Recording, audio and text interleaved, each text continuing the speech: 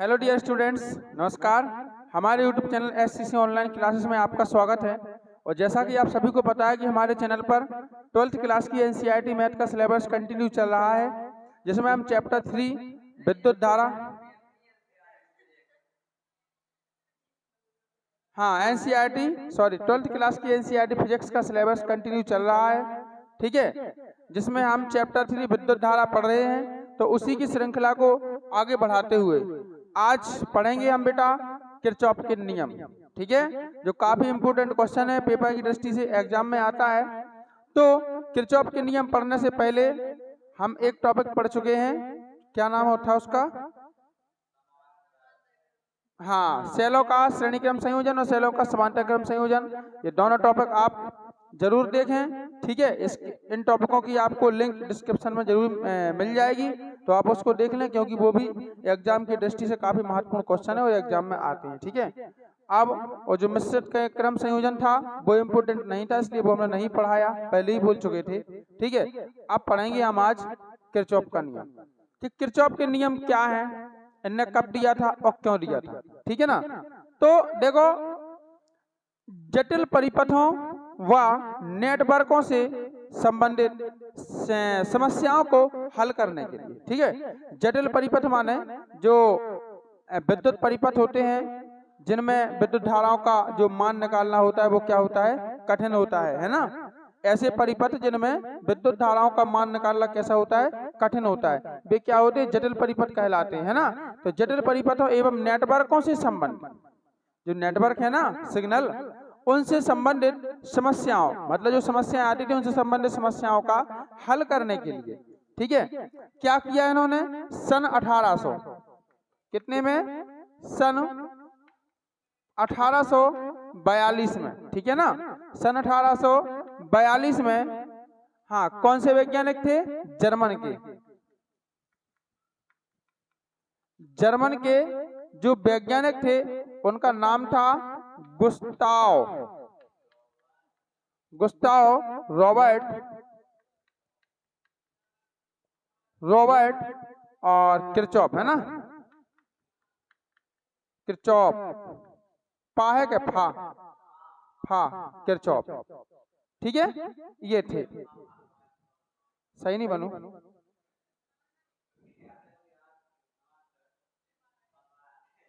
ठीक है। अब तो सन 1842 में जर्मन के वैज्ञानिक गुस्ताव रॉबर्ट किरचॉफ ने क्या किया था, दो नियमों के प्रतिपादन किए, दो नियम दिए थे, जिन्हें हम क्या कहते हैं, किरचॉफ के नियम कहते हैं, ठीक है ना। अब समझ में आई कि नहीं, क्या है कि जटिल परिपथों तथा नेटवर्कों से संबंधित समस्याओं का हल करने के लिए सन 1842 में जर्मन के वैज्ञानिक गुस्ताव रॉबर्ट किरचॉफ ने दो नियम दिए थे। ये दो नियमों का प्रतिपादन किया, जिन्हें हम क्या कहते हैं, किरचॉफ के नियम कहते हैं, ठीक है ना। तो ये थोड़ी सी उनके बारे में जानकारी थी जो आपको पता होना जरूरी है। एग्जाम में लिखो या ना लिखो, इससे कोई फर्क नहीं पड़ता है, लेकिन आपको पता जरूर होना चाहिए कि सन कितने में दिया था, किसने दिया था और ये नियम क्यों दिए थे, ठीक है। तो समझ में आ गई। तो जो विद्युत परिपथ होते हैं जो कठिन होते हैं, जिनमें बहुत सारे धारा के मान बहुत सारे होते हैं, ठीक है ना, उन धाराओं का मान निकालना कठिन हो जाते हैं, ठीक है। और जो नेटवर्क है उनसे संबंधित समस्याएं, मतलब जैसे उनकी पहचान, उनको समझना कठिन हो जाता है, ठीक है ना। तो इन सभी कठिनाइयों का सामना करने के लिए, इन सभी कठिनाइयों का हल निकालने के लिए जो जर्मन के जो वैज्ञानिक थे, इनका नाम था क्या, गुस्ताव रॉबर्ट किरचॉफ। इन्होंने सन 1842 में दो नियम के प्रतिपादन किए, और जिन्हें हम क्या कहते हैं, किरचॉफ के नियम कहते हैं, ठीक है। अब चलिए, अब देखते हैं हम किरचॉफ का प्रथम नियम।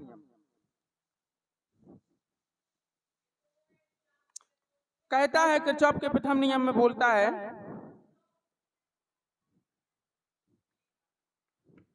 क्या लिख रहे हैं हम, किरचॉफ नहीं लिख रहे, आप लिख लेना प्रथम नियम, ठीक है।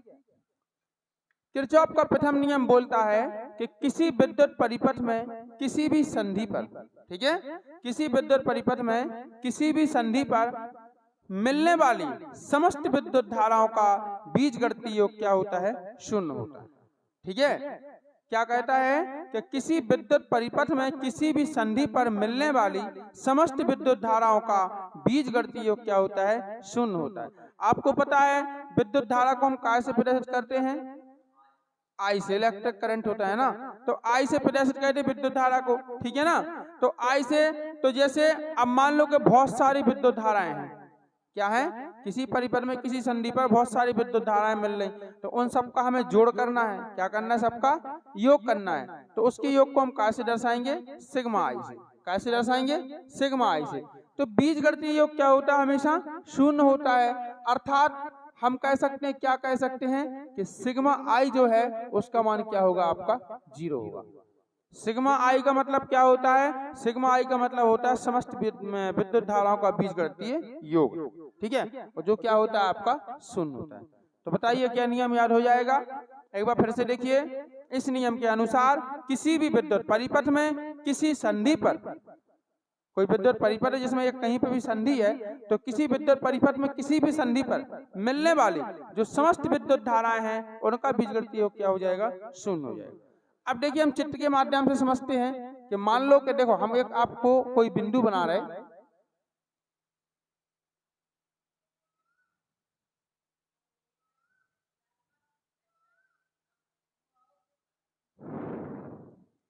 बताओ 6 करने हम के 5 ही रहने ने? 5 करने? देखो कितना भी कर सके, इनकी कोई सीमा नहीं है। रेखाएं हैं, जितनी तुम्हें करना उतनी कर दो। तो 5 कर दें? तो बताइए I1 यहां से स्टार्ट करने की, यहां से, यहां से। तो देखो ये आपकी कोई संधि है, जो बिंदु है ना बीच वाला, ये संधि है जिसका नाम क्या दे रहे हैं हम? O दे रहे हैं। O कोई संधि है, ठीक है।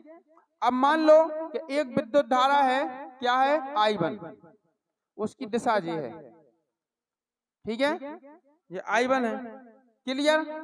I2 जे I2 है, ये क्या है? आपकी I2 है, ठीक है ना। फिर I3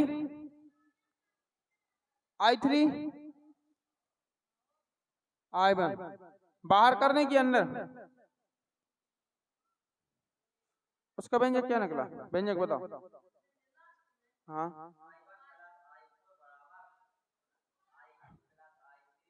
हाँ सही है, ठीक है। क्या है कि अंदर तो चेंज हो जाए, अपन कर दो कछु भी सकत, लेकिन चेंज हो जाए फिर सो बोल रहे कि वो फिर जाना सही नहीं रहेगा।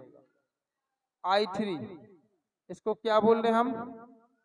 I4, ठीक है, और ये क्या बन जाएगा आपका? I5, clear. चलो देखो जी है, हाँ हाँ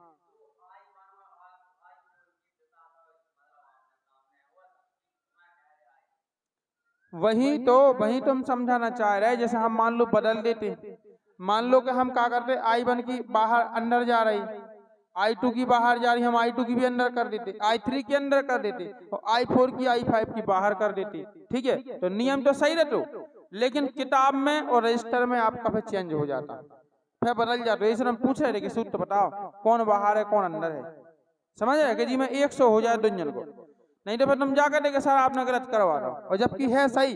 किसी को भी बाहर और किसी को भी अंदर कर दो, तुम्हारी मर्जी, ठीक है। और ये रेखाएं जितनी आप चाहो उतनी बना सकते, जरूरी नहीं है कि हमने 5 बनाई तो आप 5 ही बनाओ, आप 8, 10, 12, 20 कितने की भी बना सकते, कितना भी, जितनी आपको बनाना, लेकिन 5, 10 है। आप देखना किरचॉफ के प्रथम नियम में ने क्या बोला? इन्होंने ये बोला कि इस नियम के अनुसार किसी विद्युत परिपथ में, तो मान लो कि जो कोई विद्युत परिपथ है, ठीक है, तो किसी विद्युत परिपथ में किसी भी संधि पर, तो इस विद्युत परिपथ में ये है संधि, वो बिंदु वो है, वो क्या है? एक संधि है। संधि माने और सभी विद्युत धाराएं जाके मिलती हैं, ठीक है। तो संधि पर मिलने वाली समस्त विद्युत धाराओं का बीजगणितीय योग, समस्त विद्युत धाराओं का बीजगणितीय योग हमेशा क्या होता है? शून्य होता है। समझ में आई कि नहीं?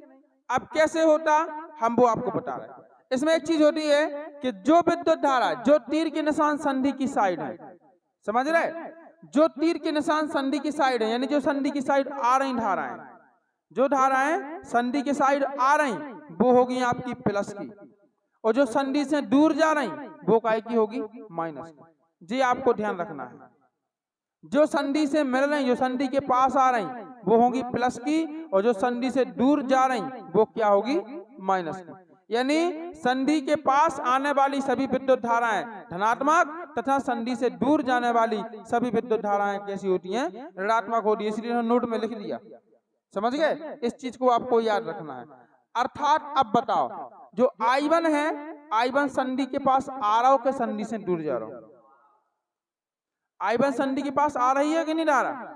I1 का तीर कहाँ है? संधि के साइड, तो आ रही है, तो I1 काय का रहेगा आपका प्लस का। ठीक है, अब क्या कर दो आप, प्लस लगा दो, क्योंकि हमें बीजगणितीय योग करना है सभी विद्युत धाराओं का, है ना। अब देखो योग का मतलब, अब I2 है, I2 संधि के पास आ रही के संधि से दूर जा रही? दूर जा रही, तो ये काय की होगी फिर आपकी माइनस की। माइनस की क्या होगी I2, फिर प्लस लगाओ। ठीक है, अब I3 बताओ, संधि के पास आ रही के संधि से दूर जा रही? दूर जा रही ना, तो ये भी क्या होगी माइनस की I3। क्लियर, फिर प्लस। I4 बताओ, संधि के पास आ रही के संधि से दूर जा रही? आ रही, तो I4 काय का रहेगा केवल प्लस का, इसमें कोई माइनस नहीं लगेगा। अब I5 बताओ, आ रही के जा रही? I5 संधि से दूर जा रही, तो प्लस, और क्या होगा आपका माइनस का I5। ये तो बन गया बीजगणितीय योग। और बीजगणितीय योग हमेशा क्या होता है, शून्य होता है। ये लिखा ना सिग्मा आई, तो सिग्मा आई यानी सभी धाराओं का योग, तो योग हमने सबका कर दिया। अब क्या होता है, जीरो होता है, तो बराबर क्या कर दो आप, जीरो। बताओ इतने में कोई दिक्कत है? नहीं है ना। अब देखो, अब इन्हें जरा सॉल्व करो, तो I1 जो कितना रहेगा, प्लस गुणे माइनस क्या होगा माइनस, और कितना आएगा I2, फिर प्लस गुणे माइनस क्या होगा माइनस, और फिर कितना होगा आपका I3, फिर कितना हो जाएगा प्लस I4, फिर प्लस गुणे माइनस कितना हो जाएगा माइनस, और क्या आएगा आपके पास I5, और बराबर कितना बन जाएगा जीरो। बता इसमें कोई दिक्कत है आपको? अब देखो, जो जो माइनस के हैं उन्हें बराबर के इस साइड कर दो, और जो जो प्लस के हैं उनको वहीं रहने दो, बस निकाल आया। तो देखो I1 प्लस का है, I1 को यही रहने दो प्लस, और कौन है प्लस का I4 है, तो I4 को यही रहने दो। ठीक है ना, I1 प्लस I4 हो गया बराबर, I2 काय का है माइनस का है, तो इस साइड का आएगा काय का बनेगा प्लस का। ऐसी I3 माइनस का है, उसको इस साइड ले आ दो, काय का बनेगा प्लस का। और I5 माइनस का है, इस साइड ले आ दो, काय का होगा प्लस का, तो क्या हो जाएगा प्लस का I5। तो यही क्या है आपके किरचॉफ का प्रथम नियम है। यही क्या है किरचॉफ का प्रथम नियम है। अब बताइए इसमें क्या दिक्कत है? जैसे कौनो परिपथ है, अब वो परिपथ में तमाम प्रकार की धाराएं, बहुत सारी विद्युत धाराएं बह रही अलग अलग मान की। अब कोनो कहीं जा रही, कोनो कहीं जा रही। अब तुम्हें टोटल मान निकालना विद्युत धाराओं का टोटल। तो अब बताइए, जैसे किसी परिपथ में अगर एक दिशा में धारा बहे, एक दिशा में, तो उसका मान अपन आराम से निकाल सकते नहीं। अब जब कोई परिपथ बना है, विद्युत परिपथ है आपके पास, और उसमें अलग अलग दिशाओं में, ठीक है, अलग अलग जगह क्या बह रही है, धारा बह रही। अब उनका तुम्हें मान निकालना, कैसे निकालोगे? तो वो तो कठिन हो जाता है निकालना कि नहीं। तो उस कठिनाई को हल करने के लिए, उस समस्या का हल करने के लिए किरचॉफ ने अपने नियम का प्रतिपालन किया कि भैया परिपथ में कोई एक बिंदु होगा, ठीक है, वैसे धाराएं अलग अलग दिशा में बह रही, लेकिन एक बिंदु होगा जिसे क्या कहेंगे हम संधि, तो वहां पे समस्त विद्युत धाराएं मिलेंगी, जरूर वहां पे मिलेंगी समझ। तो वहां से आप क्या कर सकते हो, मान निकाल सकते हो। मिलने का मतलब ऐसा नहीं है कि पूरी के साइड आए, कछू से दूर भी जा सकते, लेकिन एक बिंदु से हम निकाल सकते। समझ में आई? एक बिंदु से हम निकाल सकते हैं। ठीक है, जो उससे दूर जा रही है उसको माइनस का कर दो, और जो उसके साइड आ रही है वो का ही कर दो प्लस का, और टोटल योग कर दो बराबर जीरो कर दो, फिर निकलेगा मान की नहीं है। अब ऐसे ही मैं न्यूमेरिकल ही पूछ सकता, देखिए किसी विद्युत परिपथ में कोई संधि है, उसमें इतने एम्पियर इतने एम्पियर इतने एम्पियर इतने एम्पियर की विद्युत धाराएं बह रही हैं, है ना। और या वो चित्र बना देंगे, तो चित्र में जो हमने I1 I2 लिखे, यहाँ पे क्या करेंगे, वो संख्यात्मक मान लिख दें। क्या लिख दें? संख्यात्मक मान। अब कह रहे हैं कि टोटल धारा या परिणामी विद्युत धारा का मान ज्ञात करो। समझ रहे? तो बस ऐसी कर रही हो कि जो संधि की साइड तीर जो आ रहा है हुज्जे वे प्लस की कर रही हो, और जो संधि से दूर जा रहा है वे काई कर रही हो, माइनस की कर रही हो। अब हमने जोड़ घटा दीजियो, जितना आंसर में निकले तो लिख दीजियो। समझ में आ रही कि नहीं? जितना आंसर निकले सो लिख देना। कर लोगे कि नहीं? तो आपको मिलेगा ऐसा, ठीक है। ऐसा चित्र भी आपके लिए आ सकता है बना, संख्यात्मक मान। तो देखो, अगर तुमने ढंग से डेरिवेशन और नियम ढंग से पढ़े हुए तो क्वेश्चन कैसे घुमा के आ जाए, कैसे आंकिक प्रश्न आ जाए, कैसे न्यूमेरिकल आ जाए, आप उसको हल जरूर कर दोगे। और जब आपने पढ़ा ही नहीं होगा, आपने केवल रटा होगा रट्टू तोते जैसा, फिर थोड़ी कर पाओगे। इसलिए रटना नहीं है, समझना है, मात्र समझो उसको फिर लिखो, रटो नहीं, ठीक है। तो जी आपका पहला नियम कंप्लीट हो चुका है। अब चलिए हम दूसरा नियम देखते हैं। दूसरा नियम है, हम डालने पहले किरचॉफ का कौन सा नियम पढ़ना है हमें, पहले तो समझ में आ गो।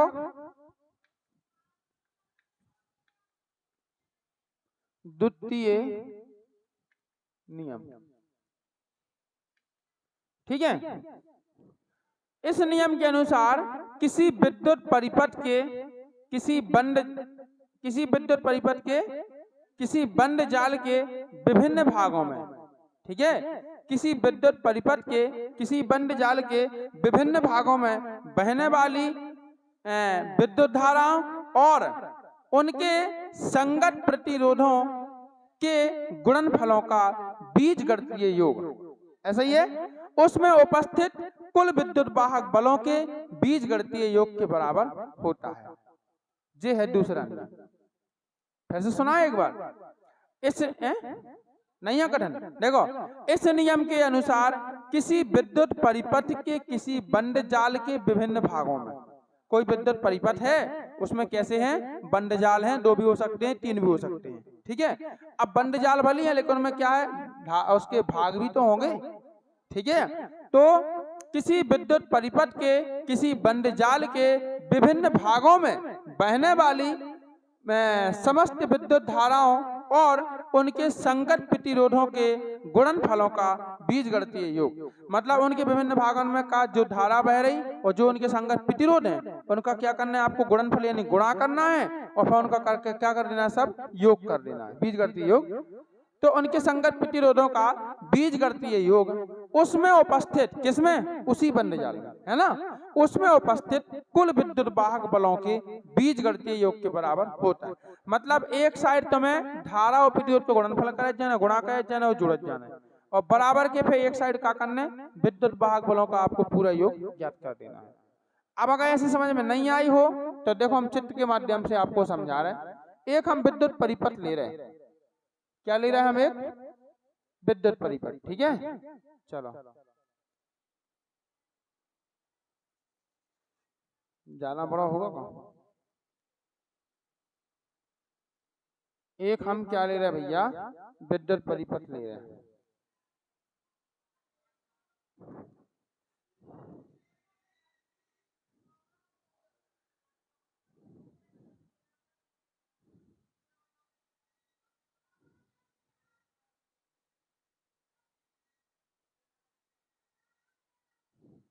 बनाने का तरीका देखना आपको कैसे बनाना है, ठीक है। चित्र बनाना, देखो चित्र बनाए भूल जाए बच्चा, आपको ऐसे 2 कॉलम बना लेना, ठीक है, बना लोगे। अच्छा, यहां से करें ए, फिर बी के लिए नीचे आए,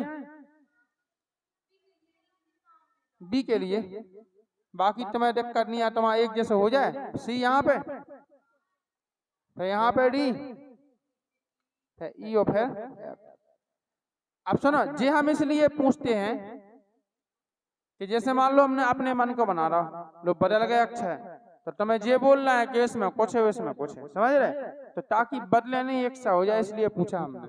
तो ए हो गया, बी हो गया, सी हो गया, डी हो गया, ई हो गया, एफ हो गया, ऐसे चलने आपको, ठीक है।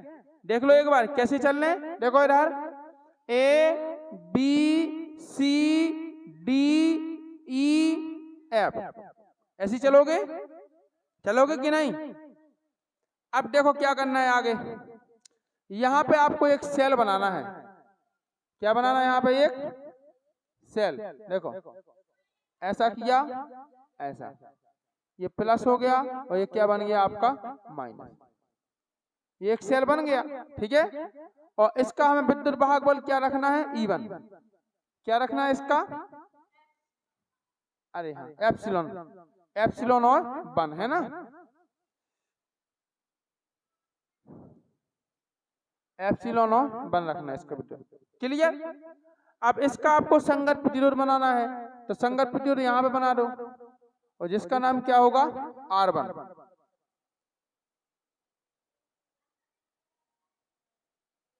ठीक है। ऐसा आपको क्या कर देना है, एक संगत प्रतिरोध बना देना है, इसका मान क्या होगा R1, क्लियर है। देखते जाना चित्र ध्यान से, नहीं तो बाद में कहो कि हमें तो चित्र ही बनावो नहीं आ रहा, ऐसे जाओ फिर पेपर आया से फिर चित्र बनावो नहीं आओ बच्चन हो। एक सेल आपको यहाँ बना देना है, इसका प्लस और ये क्या होगा आपका माइनस, ओके। और इसका विद्युत वाहक बल कितना हो जाएगा एप्सिलॉन 2, क्या हो जाएगा एप्सिलॉन 2, ठीक है। इसका भी एक संगत प्रतिरोध बनाना है, क्या बनाना है संगत प्रतिरोध,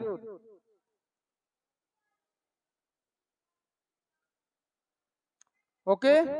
इसका नाम क्या हो जाएगा बेटा R2, ओके, ठीक है। अब यहाँ पे तो है नहीं विद्युत वाहक बल, यहाँ पे प्रतिरोध नहीं है ना, का है सेल है, का प्रतिरोध है केवल, भाई तो हम कट जाए का हाना हाना कह विद्युत वाहक बल बोली थी हमने से कहीं थी नहीं है,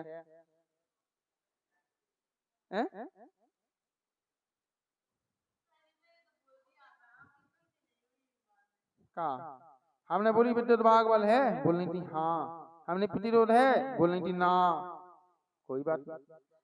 फिर हमने की सेल है क्या, नहीं ना, नहीं प्रतिरोध है से बोल नहीं हाँ। अब बना दो जो कौन सा नियम है बना। अरे विद्युत वाहक बल का मतलब विद्युत वाहक बल किसका होता है, सेल का, इसीलिए हाँ तो सेल को तो विद्युत वाहक बल बोल देता हूँ। तो इधर क्या देना R3 है, चलो जी R3 हो गया, ठीक है। चलो इतना हो गया, तो आपको क्या करना है, पहले पता है अभी रुको, पहले आपको ऊपर सेल देना है संगत प्रतिरोध, दूसरे में सेल, फिर संगत प्रतिरोध, तीसरे में आपको क्या करना केवल प्रतिरोध देना है, ठीक है। अब आती है किसकी बात, धाराओं की, किसकी बात आती है अब धाराओं की। अब धारा की हम दिशा कैसे बनाएं, तो दिशा के लिए आपको इतना तो पता है कि विद्युत धारा प्लस से निकलती है और माइनस की ओर जाती है, ये तो पता है। तो देखो यहाँ से निकलेगी तो इसकी दिशा कहाँ होगी, ये होगी ऐसी निकलेगी क्या नहीं, तो इसको हम क्या दे देंगे I1, क्या दे देंगे I1, ये धारा क्या होगी आपकी I1। अब दूसरा सेल आपके पास जे लगा है तो इसकी भी यहीं से निकलेगी, निकलेगी कि नहीं, प्लस से कहा माइनस की ओर, तो जे ऐसी निकलेगी विद्युत धारा, तो इसको हम क्या दे देंगे I2। बस इन चिन्हों को ध्यान रखना, इसी से नियम पूरा गलत होता है, ठीक है। अब जब धारा यहाँ से ऐसी निकली तो ऐसी जाएगी, ऐसी ऐसी आएगी, फिर ऐसी आएगी, फिर नीचे इस साइड जाएगी, जाएगी कि नहीं, इस साइड प्रतिरोध साइड, तो जे बन जाएगी आपकी ऐसी, ठीक है बन जाएगी। अब इतना एक धारा नहीं आ रही, इतना दो धाराएं आ रही, देखो एक तो I1 ऐसी आएगी, ऐसी सीधी, और ऐसी आ जाए, आ जाए, और दूसरी जैसे I2 निकली, तो ये भी यहाँ से ऐसी निकली, ऐसी यहाँ पे यहाँ आई, तो यहाँ पे क्या दो धाराएं मिल गई, कितनी धारा मिल गई, दो, जिसका नाम क्या है I1 प्लस I2, दो धाराएं मिल के आ रही, तो इसका नाम क्या होगा I1 प्लस I2। बताओ क्लियर है, वही लिखो I1 प्लस I2 को, और कैसे लिखो, यही लिखा, समझ में आ रही क्या नहीं, तो जे है ऐसा।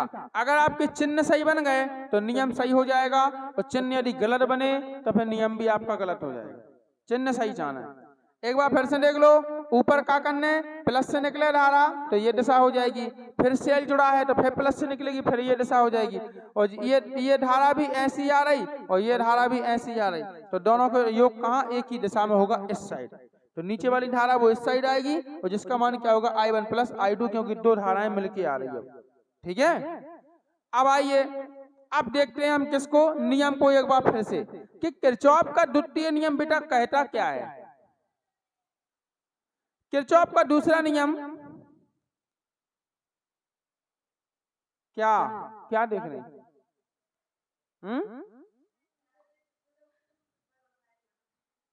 चित्र अबे नहीं बना, बाद में बना लिए, थोड़ी देख तो लो, फिर बाद में फिर याद कर भी भूलो के बहुत समझ में नहीं आ रहा, अभी देख लो। देखो तो यहाँ पे क्या करना है, हाँ इस नियम के अनुसार, ठीक है, इस नियम के अनुसार क्या है, किसी विद्युत परिपथ के बंद जाल के, किसी विद्युत परिपथ के किसी बंद जाल के विभिन्न भागों में बहने वाली धाराओं तथा उनके संगत प्रतिरोधों के गुणनफलों का बीजगणितीय योग। ठीक है, अब इतनी बात सुन लो। तो इसमें देखो, इस परिपथ में आपको दो बंद जाल दिख रहे होते हैं। बंद जाल कितने दिख रहे होते हैं? दो। कैसे? देखो ऐसा करो start, A B C D और ए, तभी तो होते हैं बंद। ठीक है, अगर तुम ए से लेकर ए बी सी डी कर दो तो एक जा रेखा, एक जा फिर जा तो खुली ही है, तो बंद जाल कैसे मानोगे? उसी पे जाना पड़ेगा तुम्हें। तो देखो, हाँ तो क्या लिखेंगे हम, देखो बंद जाल है ना, बंद जाल कौन सा? ए बी सी डी ए में। ठीक है, बंद जाल ए बी सी डी ए में, समझ में आ गई? कौन कौन सा बंद जाल, एक बार फिर से देखो, ए बी सी डी ए। तो किसी बंद जाल के विभिन्न भागों में, अब विभिन्न भाग कौन सा है? ऊपर वाला और नीचे वाला, दो भाग हैं का नहीं इस बंद जाल में? कितना भाग है? एक ए बी वाला और एक सी डी वाला, दो भाग हैं। तो किसी विद्युत परिपथ के किसी बंद जाल के विभिन्न भागों में बहने वाली धाराओं, अब बहने वाली धाराओं कौन कौन सी है? देखो एक मिनट, बहने वाली धारा कौन सी है? I1, I1 का संगत प्रतिरोध क्या है? R1। फिर दूसरी धारा का है I2, I2 का संगत प्रतिरोध क्या है? R2। ठीक है, तो बहने वाली धारा और उनके संगत प्रतिरोधों के गुणनफलों का, यानी धारा और संगत प्रतिरोध क्या करना है? इनका गुणनफल करना, गुणा करना, और गुणा करके गुणनफलों का बीजगणितीय योग, यानी उसको जोड़ना भी है। गुणा करके क्या करना है? आपको जोड़ना भी है। तो अब देखो ये क्या है? आपका I1 है, तो क्या लिख दो आप? I1 लिख गया है ना। फिर इसका संगत प्रतिरोध क्या है? R1, तो इसका गुणा करेंगे तो क्या बन जाएगा आपका? R1, I1 into R1। ठीक है, जोड़ना है तो क्या कर दो? प्लस कर दो। ठीक है, फिर दूसरा क्या है आपका? I2, तो क्या हो जाएगा हमारे पास? I2। ठीक है, अब देखना जरा, अबे रुक तो जाओ। फिर I2 हो गया, अब क्या करना है? प्रतिरोध R2, क्या करना है? R2, तो R2 आपका जे है, तो क्या बन जाएगा आपका? R2। इतना हो गया। अब बराबर देखो, बराबर बेकार कह रहे हैं, अभी बराबर लोग जा पहले हैं। अब देखो जे धारा यहां से निकली, अब बंद जाल में कितना है? ए बी सी डी ए, ये बंद जाल है। अब ये I1 धारा यहां से निकली, तो इसको ऐसा जाना चाहिए, फिर ऐसा आना चाहिए, और फिर ऐसा आना चाहिए। ऐसा आना चाहिए कि नहीं? लेकिन एक धारा जो यहां से निकल रही, तो जिसका विरोध करेगी कि नहीं करेगी? विरोध करेगी कि एक धारा ऐसी आ रही और एक धारा फिर ऐसी आ रही, तो जबकि उस धारा को, मतलब इस धारा को यहाँ जाना चाहिए। कहाँ जाना चाहिए? यहाँ, लेकिन इसकी दिशा कहाँ होगी? ये उल्टी होगी। किसके कारण? ये यहाँ दूसरा सेल विद्युत वाहक बल लगा रहा है ना, तो दूसरा सेल बल लगा रहा है, तो धारा, इसकी धारा क्या है? उल्टी हो गई है। उसको ढकेलेगी उस साइड के नहीं, तो वह विपरीत दिशा में भागेगी, जबकि आना चाहिए उसको यहाँ, लेकिन जाएगी वो विपरीत दिशा में, जाएगी कि नहीं? तो इसलिए क्या हो जाएगा? I1 जो है वो काय का होगा? माइनस का।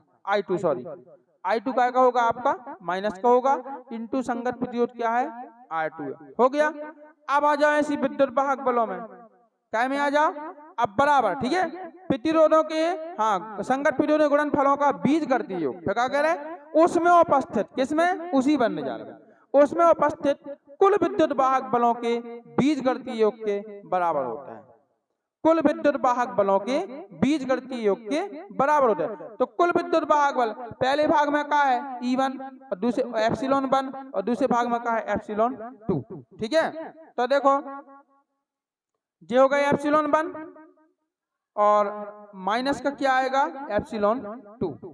अब माइनस क्यों आ रहा है, माइनस इसलिए है,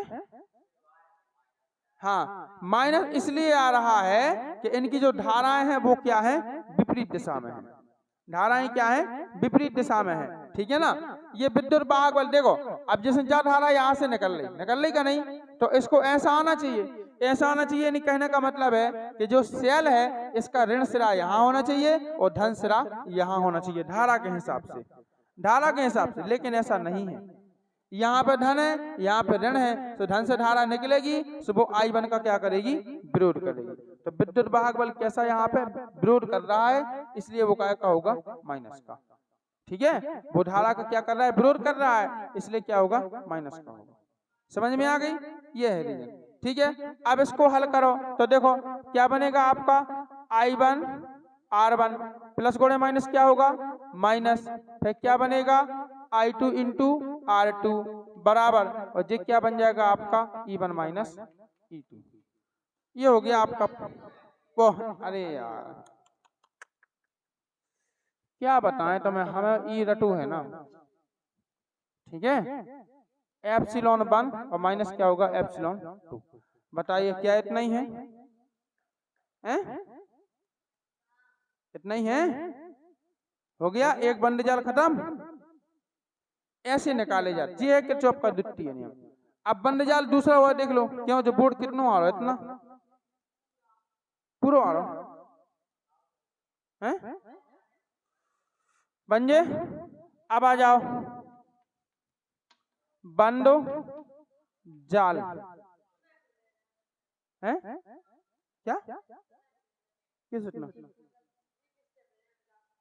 हाँ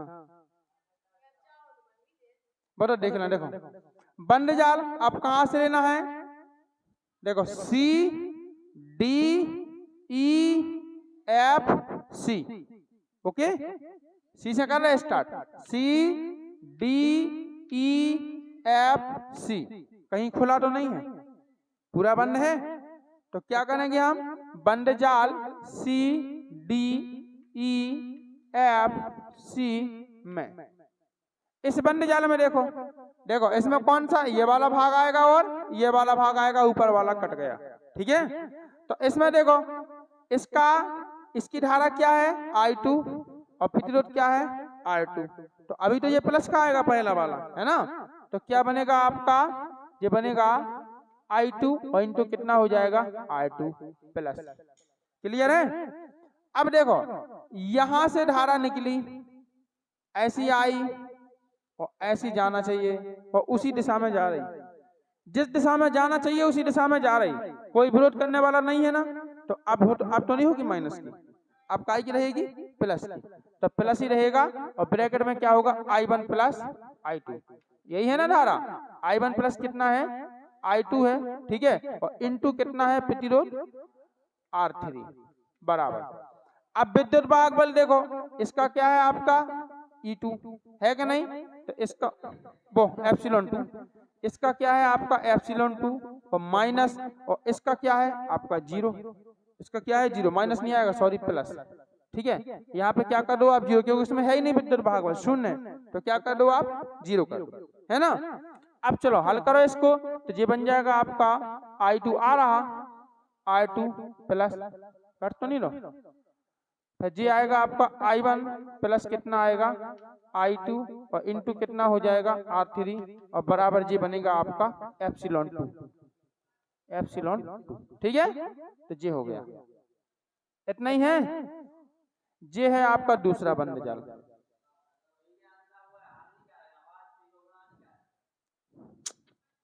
कहाँ करो गुणा, आदमी गुणा कहे सो कॉमन ले, अपन गुणा कहे का उल्टो, कॉमन ही में सही है, गुणा नहीं करना है। ठीक है, कौन चीज कॉमन आ रही हो तो आदमी कॉमन ले ली, पता है? और तो ये है भैया किरचॉफ के दोनों नियम। बताओ क्या समझ में आ जाएंगे? हैं? ठीक है, आ गए? अब याद हो जाए। ठीक है, तो कुछ नहीं है, बहुत सिंपल है, पेपर में आएगा किरचॉफ के नियम किसे कहते हैं, किरचॉफ के नियम लिखिए, है ना? तो आपको सीधा सीधा कहना है कि जटिल किसी जटिल विद्युत परिपथों और नेटवर्कों से संबंधित समस्याओं का समाधान करने के लिए, हल करने के लिए सन 1842 में गुस्ताव रॉबर्ट किरचॉफ ने दो नियम का प्रतिपादन किए या दो नियम बनाए, जिन्हें हम किरचॉफ के नियम कहते हैं। किरचॉफ का प्रथम नियम, इस नियम के अनुसार किसी भी विद्युत परिपथ की किसी भी संधि पर मिलने वाली समस्त विद्युत धाराओं का बीजगणितीय योग शून्य होता है। ठीक है, फिर आपको ये चित्र बना के आपको दिखा देना है, ये गणितीय व्याख्या माना वगैरह लिख देना है आपको, है ना? क्या माना कि किसी विद्युत परिपथ में कोई संधि ओ है, ठीक है, जिस पर मिलने वाली समस्त विद्युत धारा I1, I2, I3, I4, I5 है ना? तब किरचॉफ के प्रथम नियम के अनुसार ऐसा सारा कुछ जो भी हो वो आपको लिख देना है, बुक में से पढ़ लेना। ठीक है, फिर किरचॉफ का द्वितीय नियम आते। द्वितीय नियम में क्या है? इस नियम के अनुसार किसी विद्युत परिपथ की किसी भी बंधजाल के विभिन्न भागों में बहने वाली समस्त बहने वाली विद्युत धाराओं और उनके संगत प्रतिरोधों के गुणनफलों का बीजगणितीय योग उस बंधजाल में उपस्थित कुल विद्युत वाहक बलों के बीजगणितीय योग के बराबर होता है। फिर आपको ये चित्र बना लेना है, आपको दो बंधजाल ले लेना है और ये आपको गणितीय व्याख्या कर देनी है। क्लियर है? बताइए, तो सिंपल है ये नियम, सबको याद हो जाएगा। एक एग्जाम की दृष्टि से काफी इंपोर्टेंट क्वेश्चन है, एग्जाम में आते ही आते हैं 100%, ध्यान रखना। और अगर ये नियम समझ गए तो आगे आप व्हीटस्टोन सेतु का नियम समझ पाओगे, और अगर ये नियम नहीं समझे तो व्हीटस्टोन सेतु को भी आप समझ नहीं पाओगे। ठीक है, अगले लेक्चर में पढ़ाएंगे हम व्हीटस्टोन सेतु, उसमें किरचॉफ के दोनों नियम लगते हैं, समझ रहे? प्रथम भी लगता है और दूसरा भी लगता है, दोनों नियम लगते हैं, इसलिए आपको आना चाहिए व्हीटस्टोन सेतु P/Q बराबर R/S निकलता है ये सूत्र। ओके, तो यदि आपको वीडियो पसंद आया हो तो वीडियो को लाइक करें, शेयर करें और कमेंट करके जरूर बताएं कि हाँ सर समझ में आया है या नहीं। ठीक है ना? और हमारे चैनल को सब्सक्राइब करें तथा बेल आइकन प्रेस करके ऑल पर क्लिक कर दें, ताकि आगे आने वाले सभी वीडियो के नोटिफिकेशन आप तक पहुंचते रहें और बढ़िया अपने घर पर रहें, पढ़ते रहें, आनंद से रहें। जय हिंद बच्चों, वंदे मातरम।